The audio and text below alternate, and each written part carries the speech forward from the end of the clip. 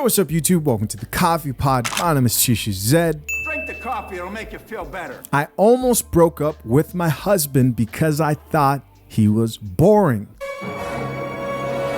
Let's get it. I almost broke up with my husband because I thought he was boring. Turns out he was just healthy and sane.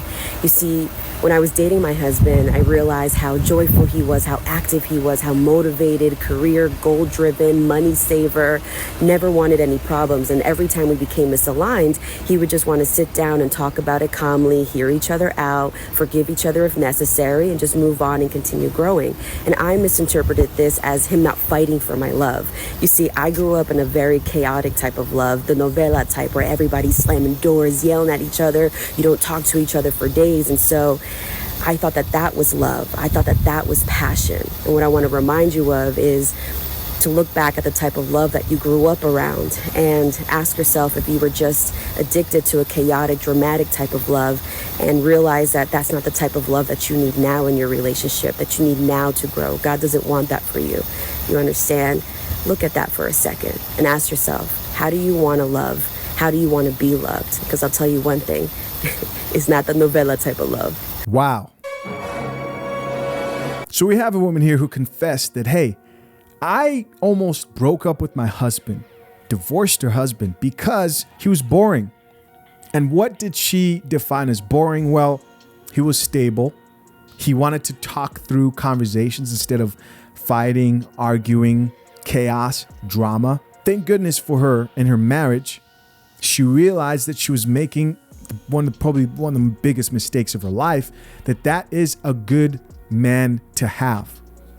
What a world we live in, where I know for a fact there are plenty of women out here who have left men just strictly based on the fact that I'm not happy. And what does that mean in some cases? In some cases, it means you're boring. You're too predictable. Unfortunately, most men aren't blessed with a woman who can turn around and say, you know what, I'm acting crazy. Or maybe has a type of counsel who's like, wait, so what do you want him to do? You want him to argue and slam doors and fight? Like most women today want a Tyler Perry movie.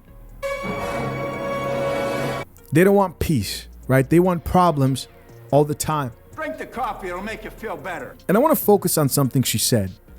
She said, you know what? This is because of the environment I grew up in. And I want to take it even deeper and also broader than that. I think a lot of us are brought up by social media, what we see on television, the movies we watch, especially women. They love the dramas. They love, the 90-day fiance stuff. They love the Bachelor, whatever show that is.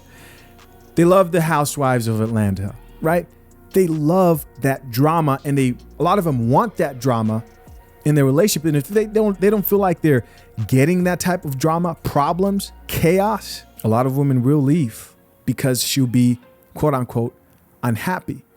So don't just look at the way you were raised up. Look at the information that you continuously consume on a regular basis, and how has that distorted the way that you may view relationships and marriage. As always, man, we got a few comments here. First comment reads, this is really good advice, a very unique way to realize what you have. With the applause emojis, facts. Next comment says, literally had a woman I really loved actually leave because of this same reasoning.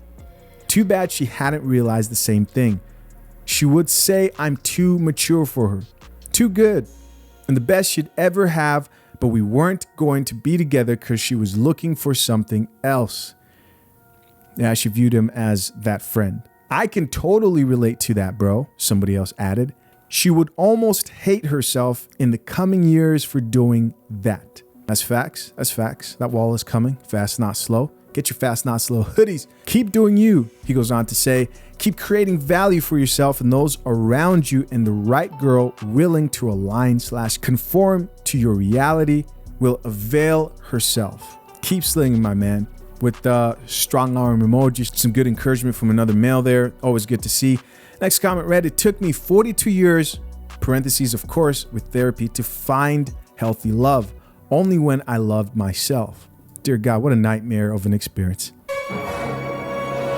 Right. I'm not talking about her. I'm talking about her husband who's married to her. I'm okay. Maybe I read that wrong. Does she mean 42 years? Oh, to find healthy love. Oh, okay. I thought she was married for 42 years and she looks young. So that's obviously not it. Apologies. Moving on.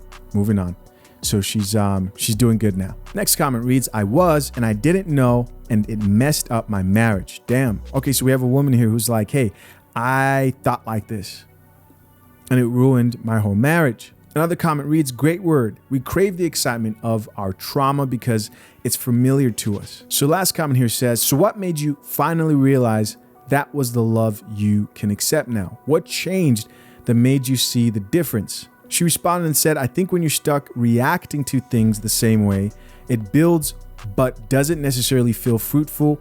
And I started to not feel good as a person and I took a step back and started doing the work. Wow.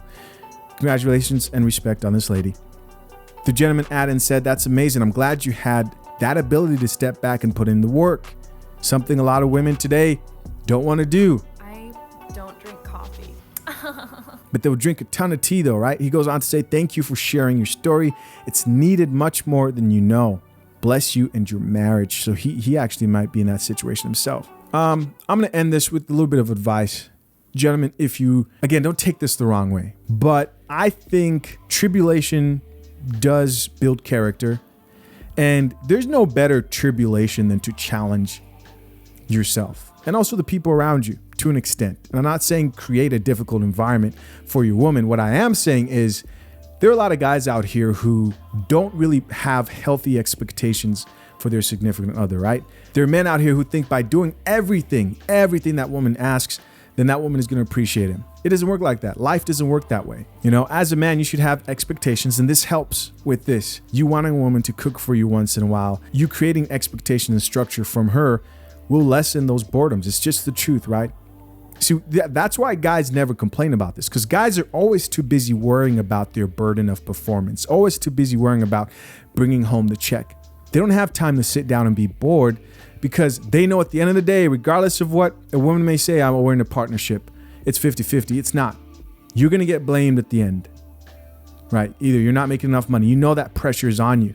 It's hard to get bored when the pressure is on you. And a little bit of pressure on everybody is okay sometimes. Pressure is good. All right. Don't take this out of context and think I'm saying, oh, you're saying be toxic. No, that's not what I'm saying. Have expectations for your woman. It would help in the long run. As always, curious to know what you guys think. Leave your comments down below. I appreciate you for checking out another episode of The Coffee Pot. Till next time, I'm out. Peace.